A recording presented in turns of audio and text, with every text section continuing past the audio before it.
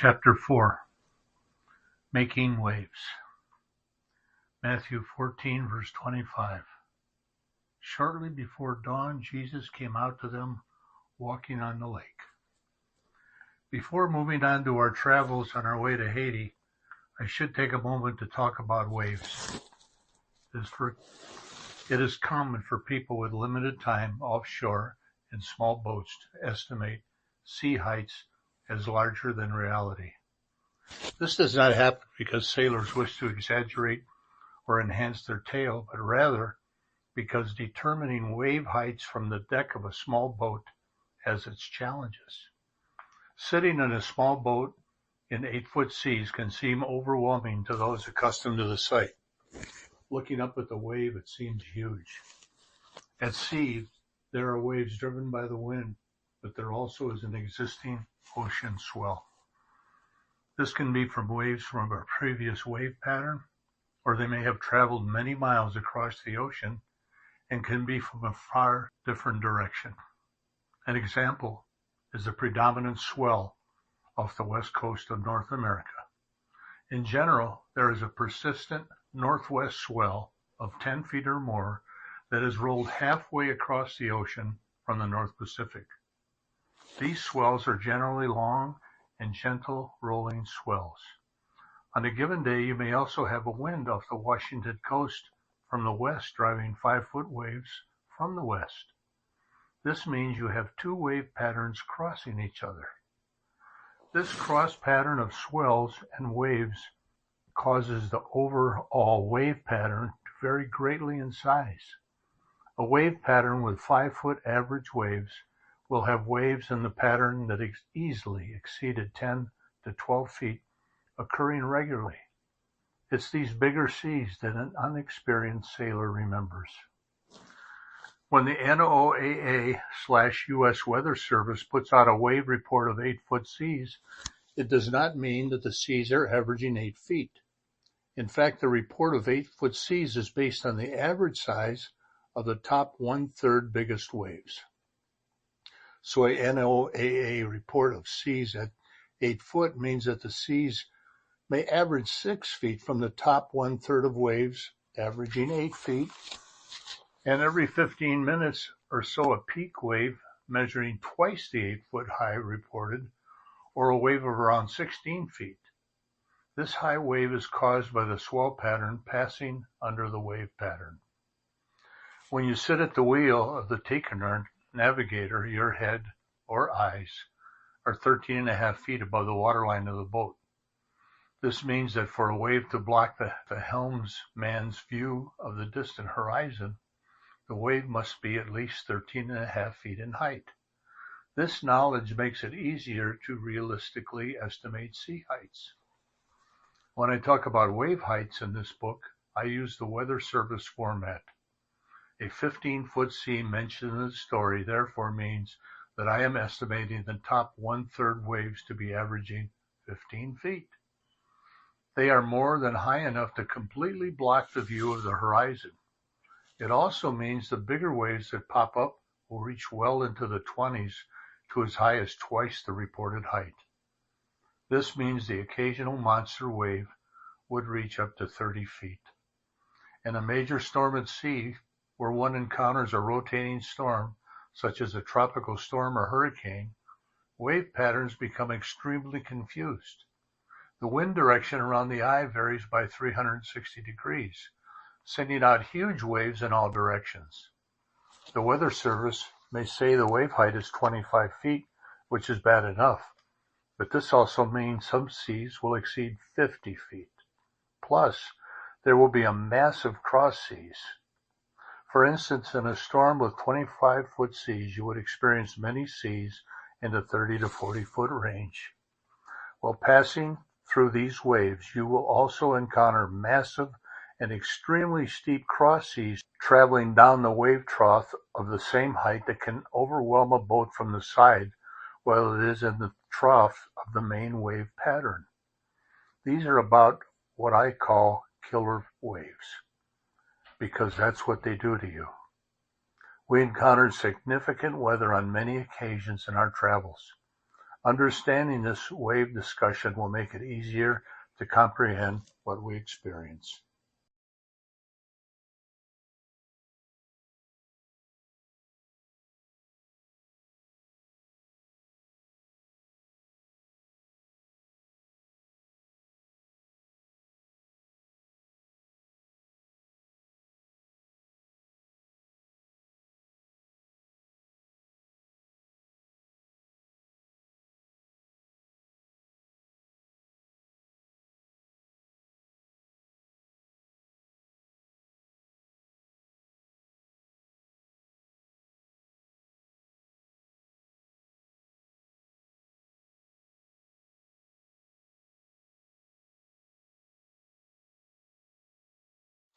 Chapter 5. Leaving home to the Panama Canal. Luke 18:29 and 30. Truly I tell you, Jesus said to them, no one who has left their home or wife or brothers or sisters or parents or children for the sake of the kingdom of God will fail to receive many times as much in this age and the age to come, eternal life. The time finally came. Everything was in place. The furniture was in storage, and we were ready to leave Vernon and move onto the boat for our July 1st, 1997 departure. As we were getting ready to leave Vernon, I sat on the bottom stair in our empty house, pondering it all and talking to God. This was it. The time had come for the journey to begin. The planning was done, and I felt like we were about to step out into the great abyss of the unknown.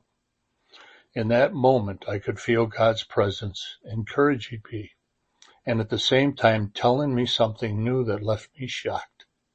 He showed me that we were doing all this because He wished to change one person, and this was the way He wanted to do it. He made it clear that if I was the only one in the world to have ever accepted and followed His Son Jesus, He would have given His Son just for me. Likewise, He was doing this to reach out and change one person. Others may be changed along the way as a result of what we were doing, but we were doing it because He wanted to reach one specific person. But He didn't say who that was. And for the next 7 years, this floated in the back of my mind every time I met someone new. Over the last year, we had talked to many churches. We had been taking church youth groups out on the boat for weekend retreats in the islands all year. Youth groups and individuals were lined up for the entire trip to help run the boat and pay the bills. Teams were organized for 2-week periods. We had to stay on a schedule because people had tickets booked to come and go joining us.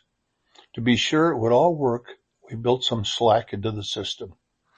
We were running down thousands of miles of Pacific coastline, and part of it was during hurricane season. As it turned out, we managed to stay on schedule in spite of a very active hurricane season. We had some incredible times on the journey south, but it was also somewhat like a boot camp experience. God would use this time to mold and strengthen us, making us tough and determined while proving His faithfulness at preparing our hearts. We had a system for traveling at sea. When traveling, we ran about 40 miles offshore. The crew was broken into various shifts, but I had a crew with very limited experience and had to do a lot of on-the-job training. Our shifts at seas were 8 hours on and 4 hours off, with 2 crew on duty at all times. Ingrid had no shifts. Her job was to deal with our 2 6-year-olds. Not an easy task on a rolling boat. For most of the run south, we had following seas on the starboard quarter, with seas averaging 10 feet. The wave size sounds bad, but it was a long wavelength wave pattern, and with our boat in direction, it was generally a slow corkscrew roll, and generally the winds, waves, and ocean swell were from the same direction, which meant the boat rode them smoothly. When we had groups, we did most of our traveling at night and tried to spend some daytime every other day or so on shore. We had 2 longer-term crew from our church with us, Darren and Colleen. They both had been on the boat with the youth group from our church a number of times. They had gone out and raised support to work as long-term crew. When we left Vancouver that July, the dock was full of friends, many of whom had driven for hours through the mountains down to the coast to see us off. On board were Ingrid and I, our 2 6-year-old children, Karina and Jordan, and Colleen and Darren. In addition to this long-term crew, we also had a chef named Todd from our church on board. He would do the rundown of San Francisco with us, and was responsible to feed us all along the way. My brother and 3 of his friends were doing a cycle trip to San Francisco. They and their bikes came on board in Vancouver, and they were catching a ride to Grays Harbor on the Washington coast with us. We left our farewell friends waving on the dock as we pulled away. Our first stop was Port Townsend in Washington, where we cleared into the United States. The next morning we headed out into the Straits of Juan de Fuca for the 70-mile run to the open ocean. The crew began to have their first taste of a boat heading out to sea.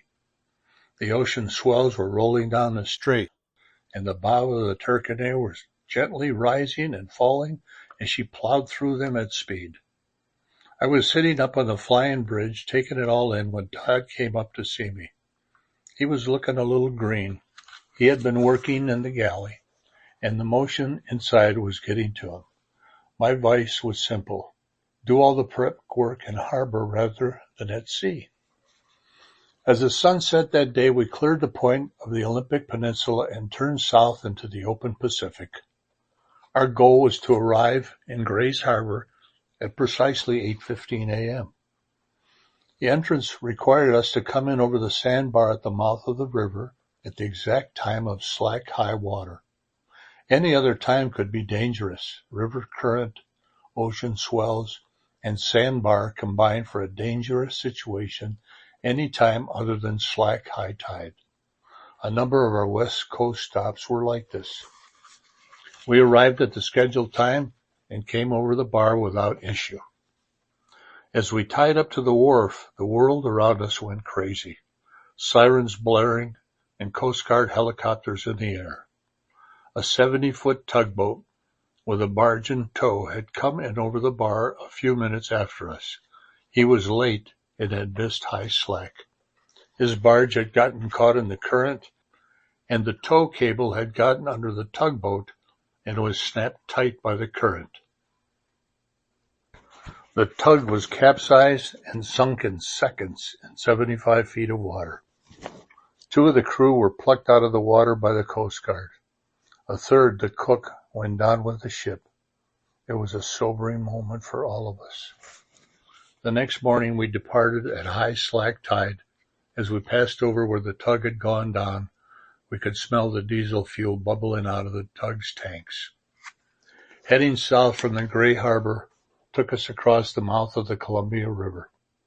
This massive amount of fresh water and current mixing with the salty ocean, combined with a very rugged ocean floor covered with deep canyons, and a deep northwest ocean swell that had traveled thousands of miles, all combined to create havoc with the sea surface. We stayed 40 miles offshore in an attempt to reduce the confused seas, but it was not far enough out. The boat bounced and rolled violently for several hours as we passed through the Columbia River zone in the middle of the night. Those trying to sleep had to lay in their bunks spread-eagled and hang on to avoid being thrown out of their beds. I vividly remember Ingrid coming into the pilot house at 1 or 2 o'clock in the morning and simply saying, "Do something," in frustration. Unfortunately, at that point, there was little to do other than persevere and get through it, which we did.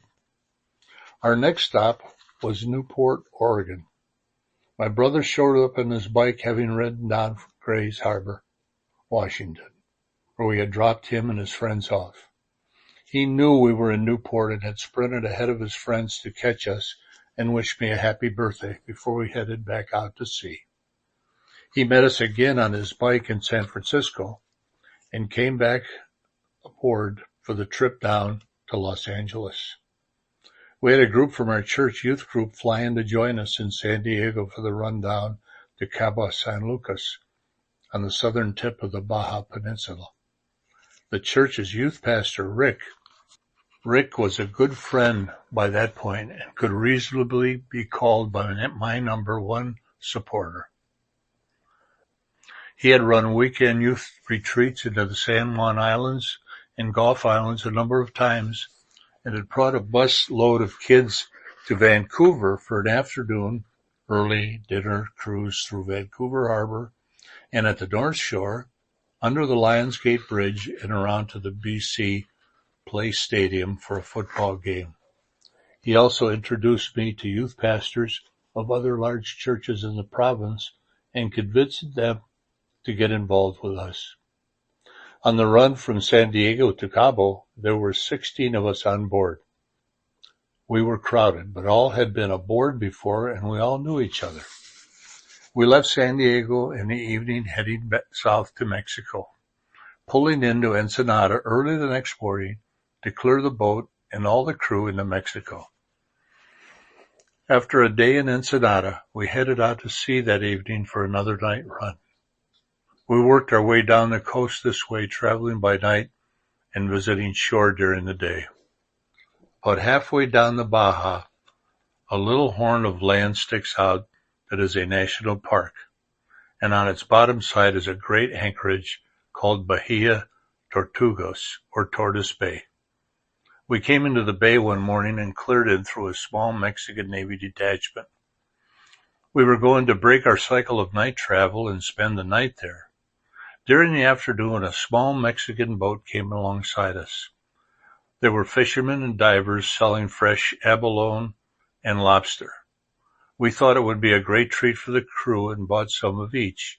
Abalone for dinner that night with pasta and lobster for the next evening. Everyone was happy about that. As evening arrived, one of the fishermen came back out to us in a bit of a panic. He told us that the Mexican Navy from shore was launching a boat and were coming to board and search us. He said we needed to throw the abalone and lobster overboard as it was not the legal season for it. He had not told us when we were buying it, or we would not have purchased it. Indeed, as the fishermen pulled away, we could see the Navy squad getting into their boat. The abalone was already in the pot. Ingrid had made pasta with an abalone sauce for dinner. We were not about to throw our dinner overboard. Regardless, there was no time. We moved the lobster to our aft fridge unit that opened from the top and buried it in the bottom. Ingrid chose to hide the abalone in plain sight. She served dinner as the sailors came aboard. The officer in charge explained that they were here to conduct a search of the boat. He posted an armed soldier amidships, and I left the officer out onto the bow. My plan was to have him do a thorough inspection of the boat, starting at the front, so that he would become tired of it all before he got to the back. I opened every storage bin and box on deck as we worked our way from the front of the boat to the back. After fishing on deck, I led the officer to the forward section below decks where Ingrid was still working in the kitchen. Everyone had now finished eating except for me. As the officer and I came down the stairs into the forward cabin, I saw my dinner sitting on the dining room table with the abalone on top. Ingrid saw it too and casually walked over and spread Parmesan cheese on top of my dinner as he entered the cabin. After the Mexican officer checked all the forward cabin areas, we proceeded back to the rear cabins, having walked by the abalone twice. As we climbed down into the rear section of the boat, it was an absolute chaos with all the kids living back there. He began his search, working his way towards the freezer when he finally had enough. We returned back onto the deck amidships where he found the guards posing for pictures with all of the kids in the group. The officer smiled and thanked us for allowing them to search, and they were on their way. I went back to the forward cabin and ate the last of the evidence. It was delicious. Leaving Bahia Tortugas the following day, one of the youth group members commented on how gentle the boat felt at sea. I tried to explain that the gentle ride was a result of the ocean swell and waves going in the same direction as us. I decided to demonstrate this for the group by turning the boat 180 degrees for a brief moment. Taking the seas out of the nose for 1 minute convinced them all of what I was trying to tell them. The gentle corkscrew roll became a wild and wet adventure, crashing through the seas bow on. Our time with Rick and the group from our church came to an end at Cabo San Lucas. We tied up to a moorage buoy off the beach near the harbor entrance. They all enjoyed a day swimming and snorkeling on the reef. After tying in the moorage buoy, I took the precaution of diving to check the system's integrity. It was an all-chain system with cross-chains to the other mooring buoys to ensure strength, or so I thought. The name used in Mexico for violent thunderstorms on the Pacific coast is the chubasco. That night in Cabo, we got to experience one that arrived suddenly in the middle of the night. It was a particularly violent one, having come across the Sea of Cortez. In all my years at sea, including those that were to come, this was the most electric storm I have ever witnessed. The lightning was nonstop with a minimum of 1 flash every second. The wind was ferocious, and the lightning lit up everything around us. The lightning showed a frightening picture as I came out my cabin door, having been woken up by the storm. The mooring system had failed, and we were about to be washed up onto the beach.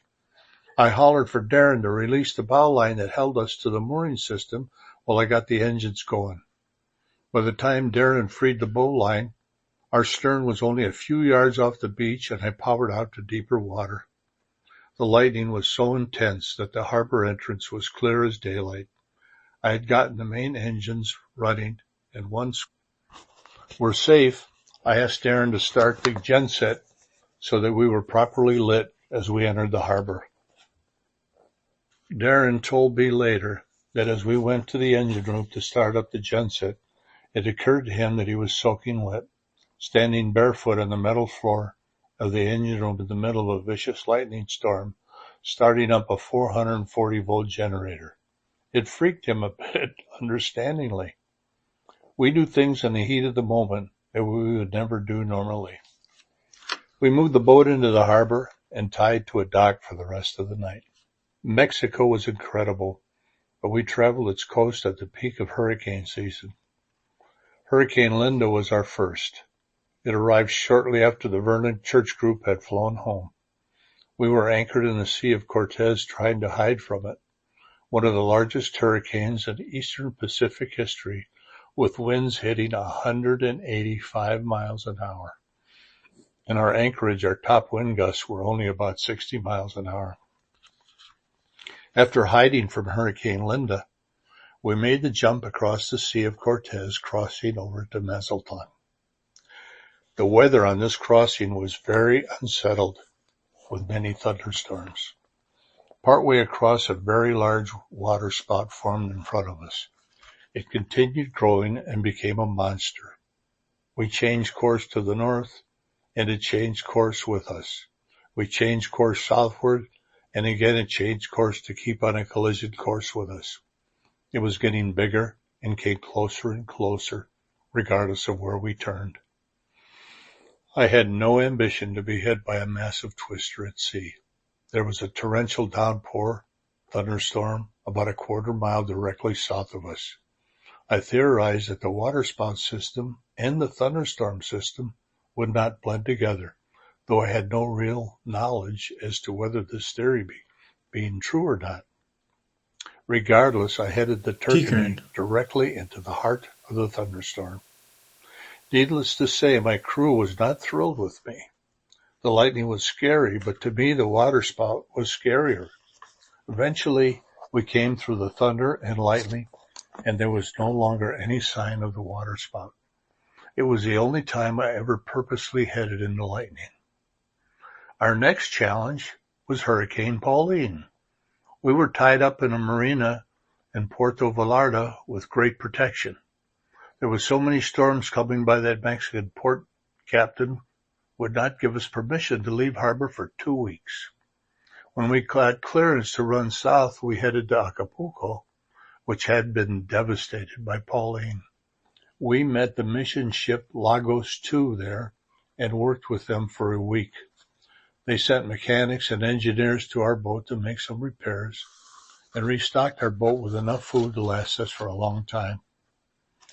On November the 8th, 1997, a storm was passing offshore.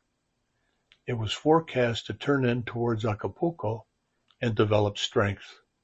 The weather officer and captain of the Lagos II both advised us to run south.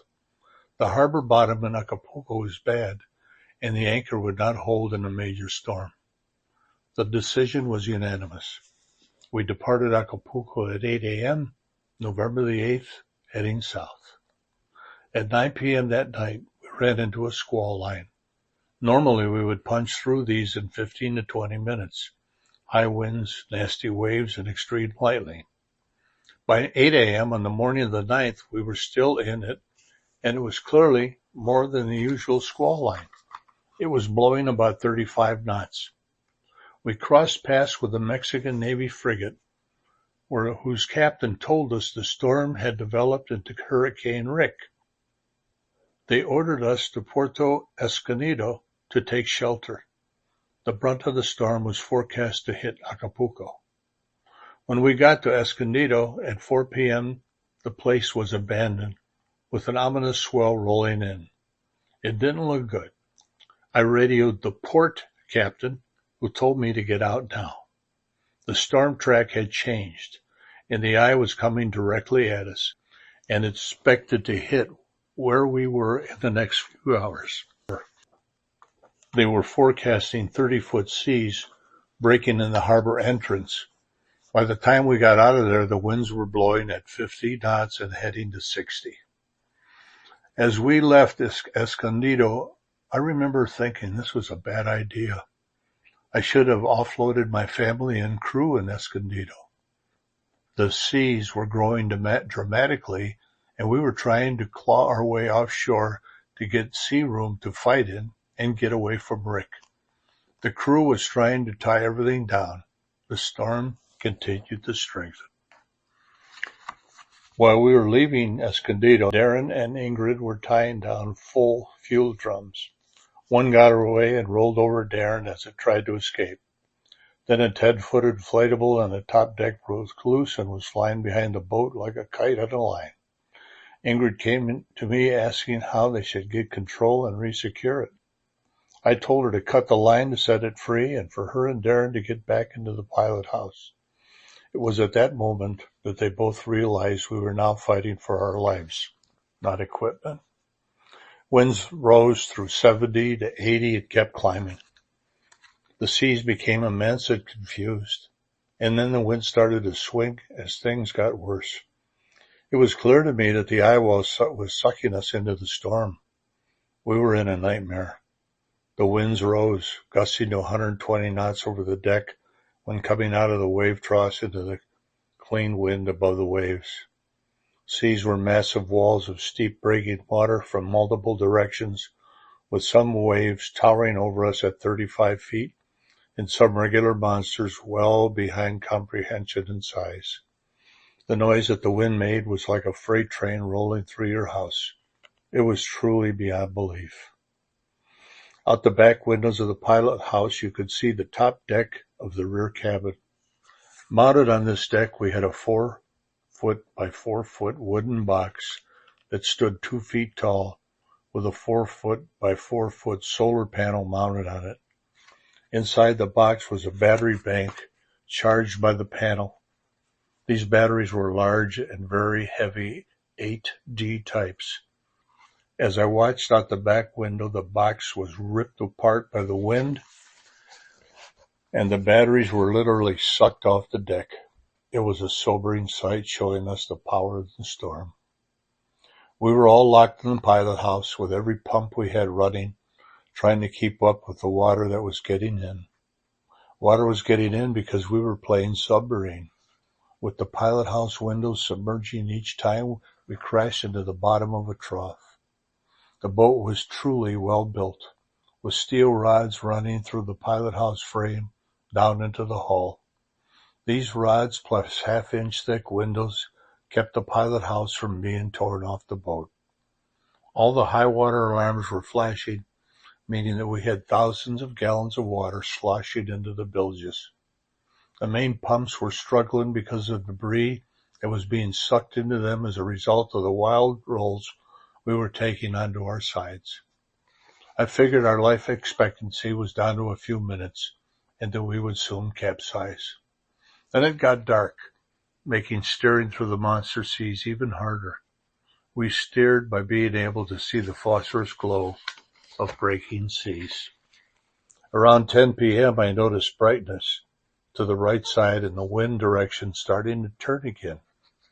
We were in the edge of the eye wall, the worst possible spot to be in, but the good news was that the storm that sucked us into it was now about to spit us out if we could hang on a while longer. By midnight we were through it, and by 6 in the morning we pulled into Porto Angel. The boat was in bad shape, but we were alive. The paint of the boat had literally been sandblasted off the boat by the water spray hitting the boat at 120 knots. The rails on the flying bridge had been stripped down to bare metal. We were in shock and exhausted, but alive. There were 7 of us on board through that storm. Myself and Ingrid and our 2 children, plus Darren and Colleen, who had been with us since Vancouver, and Linda, who had joined us in Puerto Vallarta. During the storm, Ingrid was huddled on the pilot house floor with the children, not letting them see the waves, which would have terrified them. Linda was on the floor. Darren was lying on the floor. Dealing with things on deck had done him in. Colleen was behind me, holding on and bracing me. I could not help myself at the wheel without her help. We occasionally switched roles to give me brief breaks as I was exhausted. She and I watched and fought the storm, both of us knowing one mistake at the wheel and throttles would be the end. We would capsize and be done.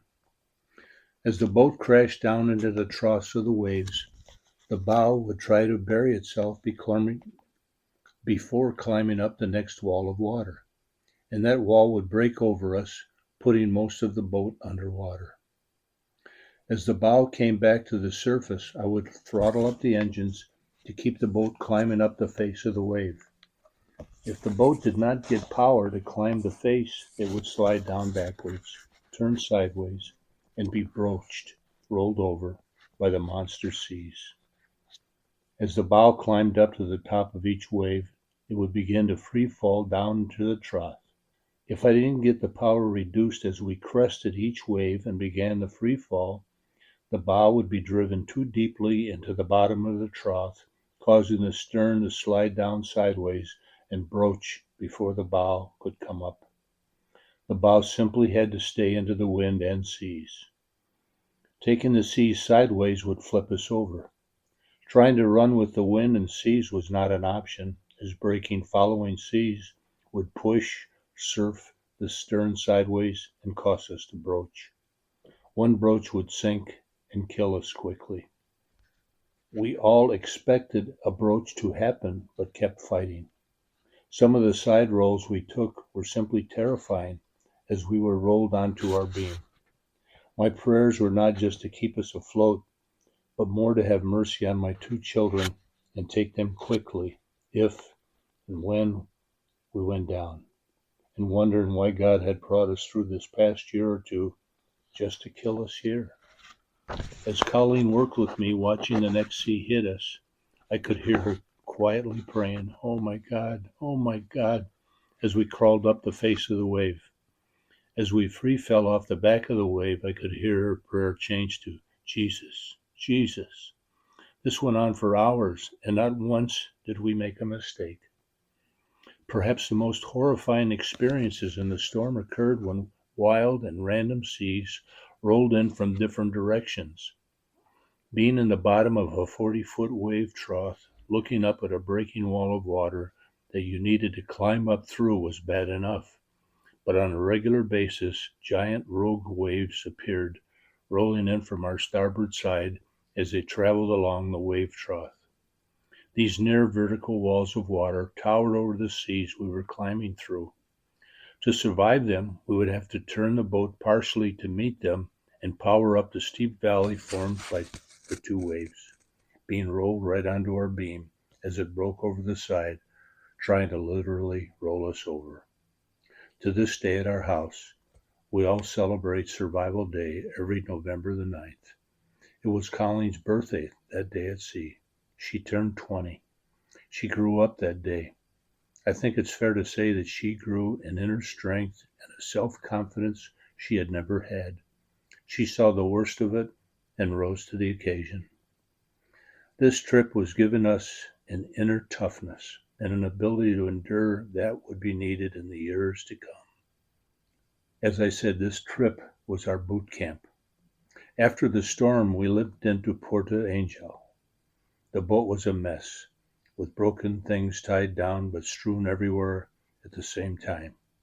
The solar panel and batteries that had been torn off the top deck had left a part of our power system torn open, and there was electrical power shorting out in various places. The Puerto Angel anchorage is tricky as you anchor between some serious rock. As we were getting the anchor set, we were approached by a small boat with the Mexican Navy and dogs. They wished to search the boat with the dogs. I asked them if they noticed the storm last night. In reply, they said, "Oh, yes, a very big tempest." I explained to them that we had come right through it and we were in bad shape, but they insisted on a search. I was a little annoyed with them as I was still trying to get the anchor set. They asked where they could start the search on the boat. I told them to begin on the back deck and work forward. I must admit that it was not nice of me to say this because I knew that a full drum of diesel had blown out on the back deck and it was slick and stank of diesel fuel. And I knew that the electrical system in our room on the rear deck had torn up wires from the solar panels and battery bank that was torn off the top deck, and that the floor, which was wet, was electrified. Their search with the dogs started and ended on the back deck. It seems that I knew more about dogs' noses than they did. As I said, the back deck was soaked in diesel. The dogs got a nose full of it, and their paws were soaked in it. They would be useless for a while. It would be all they could smell. They gave up on the search, and I went into shore and did my clearance paperwork. The terror of the storm left us all numb. We fixed and patched everything up as best we could, and the next day began heading to Salina Cruz. A team was flying in from Canada to help put things back together and get us underway again. The total damage and lost gear on board totaled about $15,000. Some of it got replaced and some we learned to live without. The Salina Cruz Harbor was not a nice place. It was the home of the Pacific shrimping fleet, and the docks were packed with shrimp boats. We pulled up to the wharf and rafted onto a shrimp boat. We were 3 boats deep to the docks. I had a few concerns. Theft would be a problem here. It was a poor area with plenty of people watching us. Rats would also be a problem in this harbor. We were rat-free, and I planned on staying that way. We closed all the doors and hatches and put on a 24-hour deck watch. Unfortunately, one rat managed to get on deck and ran into the pilot house. I was determined, and I went in after him with a large wrench in hand. It was a large and very fast rat, but after a few minutes I managed to introduce him to the wrench. I looked up to see that the entire crew had gathered and was watching me through the windows in horror. I threw the rat overboard, and the shock of the water brought the rat back to life. I hit him with a boat hook and then held him under until he was dead. Let all other rats beware. I met Jesus in Salina Cruz that day. He worked on the boat next to us along with his shipmates, Solomon and David. They were great guys and did all they could to help us. driving us around and taking us to where we could get the parts we needed to fix things. They also sold us fuel to top off our tanks at a cheap price by pumping fuel directly from their tanks into ours. And they sold us a 16-foot inflatable boat to replace the one we had lost. It needed some work, but it was cheap and earned its keep in Haiti because of its carrying capacity. After completing the repairs to the boat, we needed to get back on our schedule. The stress of going through the storm had taken a toll on all of us. The process of completing repairs and keeping 24-hour watches for rats and security had simply added to our exhaustion levels, and it would be fair to say that we were all among the walking wounded. It would take some time for us to fully recover. To move on, we needed to cross a dangerous stretch of water called the Bay of Tehuantepec. Mexico's landmass here is narrow and low, which allows the Gulf of Mexico and Pacific Ocean weather systems to interact. The result is extremely high winds blowing from the shore out into the Pacific. Freighter ships were advised to stay 100 miles offshore to avoid the seas created by the wind, and the cruising guide said to only make this passage in daylight to stay close to shore. In fact, the guide said that if you could not hear the dogs on shore barking at you, you were too far out. The port captain would not give us clearance until he saw a weather forecast that was safe. He turned us down for a day or two before allowing us outbound clearance. We traveled a stretch of water 100 yards off the beach. Yes, we could hear the dogs barking at us. Even at only 100 yards off the beach, the waves were big enough and steep enough to keep the foredeck soaked in spray. Our next stop on the way to Costa Rica was 16 miles from the Mexican-Guatemalan border, where, according to the guidebook, we could get fuel and our outboard-bound clearance from Mexico. We were a big boat that looked great for smuggling drugs and people traveling through poor countries. We were stopped and boarded 29 times, not counting customs, by military patrol boats and sometimes in international waters. On our way to this last stop in Mexico, their Navy decided it was now time to check us out. This was a fairly standard stop, so I will share the details of it so that you understand the process. We were 15 miles offshore, which meant that technically we were in international waters. The Mexican frigate cut us off and stopped in front of us, and while it was stopping, a boat was launched with a boarding crew. This happened very quickly. The inflatable did a close-in high-speed pass with guns out, circled around, and the troops did a fast roll onto our deck with Uzis out. They ordered everyone but me to the back deck at gunpoint. The commanding officer of the group and one other trooper took me to the pilot house. All our papers were examined and passports were taken. Then we searched the boat inside and out in great detail. We ended up on the back deck where everyone was still being held at gunpoint. Each passport was examined along with its owner, then they left. Of the 29 stops, 27 went like this. The other 2 stops were different, one in Haiti and one in the Bahamas. On both of these occasions, we were arrested, taken into custody, and the boat was seized. But I will talk about these stories when I get to that part of the story. We needed to get to Costa Rica for Linda to fly home. Darren, who had been with us since we left Vancouver, was also flying home from Costa Rica. We had a family of 6 joining us there from Vernon. They would be with us for Christmas and New Year's and would help us transit the Panama Canal, which required me as captain at the wheel and a minimum of 4 adult line handlers. Pirates are a reality while traveling in this part of the world. We took several precautions to avoid trouble.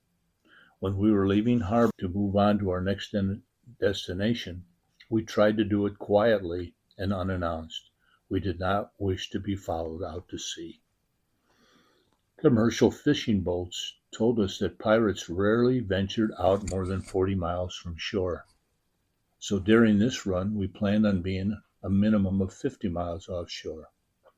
On this run from southern Mexico, we would bypass Guatemala, El Salvador, Honduras, and Nicaragua, heading nonstop to Costa Rica.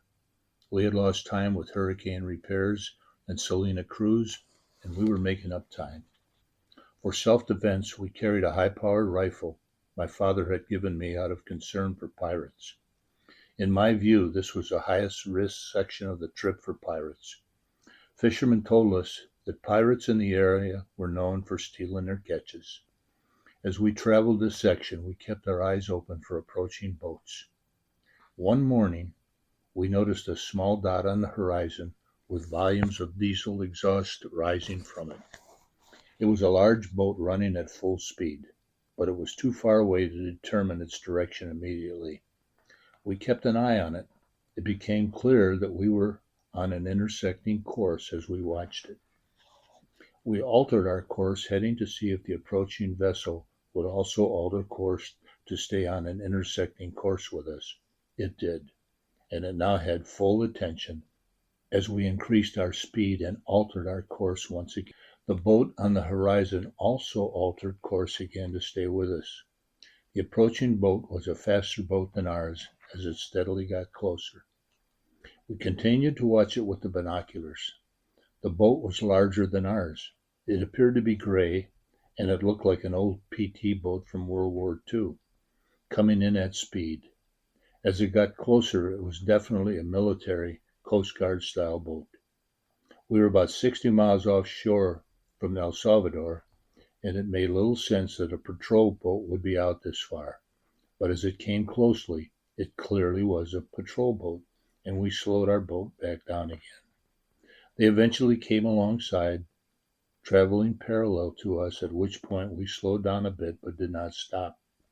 We were 60 miles offshore in international waters, and we were flying the Canadian flag clearly on our stern. They had no right to stop us or board us. They hailed us on the VHF radio and asked a few questions.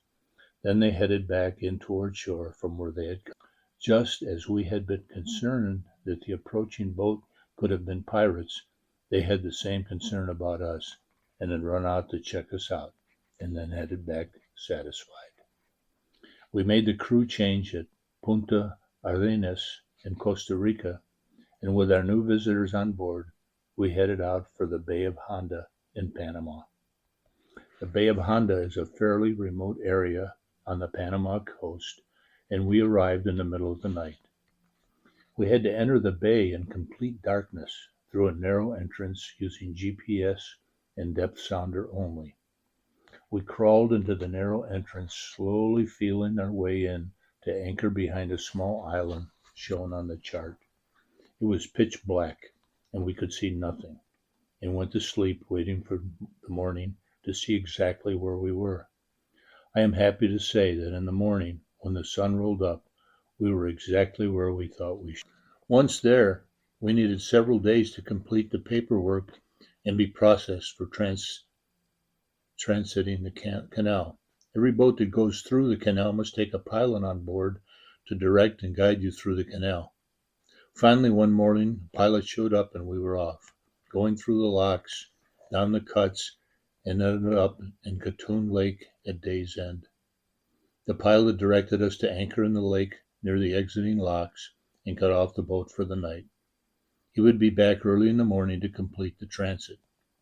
This was New Year's Eve, and we enjoyed the lake, swimming around the boat in fresh water. At New Year's, precisely all the ships anchored with us sounded their horns. It was a great New Year's Eve. As promised, the pilot arrived in the morning and asked if we would mind rafting a 65-foot French sailboat to our side, who had been having problems the previous day. By rafting the French boat onto our side, we would literally take him through the final locks under our power and control. This was a compliment to our seamanship and ability to control our boat. To guide another boat tied to your side through the turbulent locks were challenging for me, but we did fine. When the last lock door opened, we pulled through, untied the French boat, and powered ahead and out to the Caribbean Sea. We were the first boat out, for 1998.